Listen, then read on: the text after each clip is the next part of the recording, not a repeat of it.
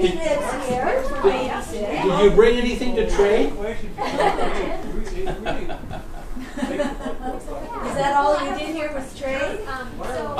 We sold and we traded, So the Americans by 1855 could have brought in coin, or they could have brought in things to trade. It could have been furs, it could have been cedar shakes, it could have been things that they made.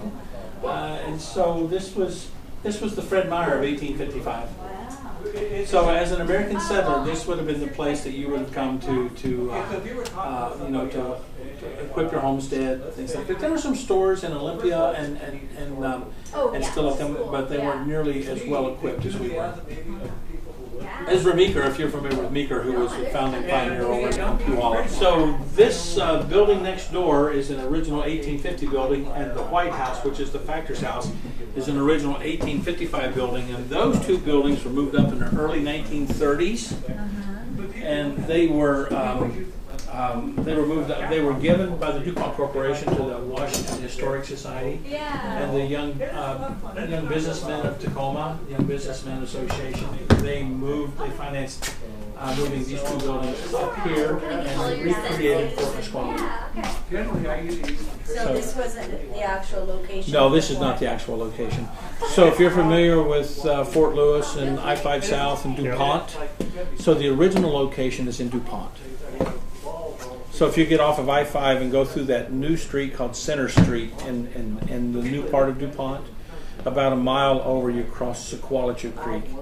You got American Lake and Lake Sequalichu, and then the swamp, and then that creek goes down into the Puget Sound. And on that beach in 1832, they came ashore and talked to the headman, whose name was La Halette, and he allowed them to build a 15 by 20 warehouse on the beach in 1832, and they started trading. 1833, they moved up on the bluff where the home golf course is and built the first fort. And in 1843, they moved about a mile further inland and built the 1843 fort, which is where the factor's house and the building next door sat until the early 30s, when the DuPont Corporation gave them, to the historic helm. So it took about 10 to 12 beaver pells to make a gentleman's hat. And so what they did is they pulled these guard hairs off, and they didn't throw them away. The guard hairs were actually sold to the brush maker. Because they're rough. They can make artist brushes and things, little brush maker.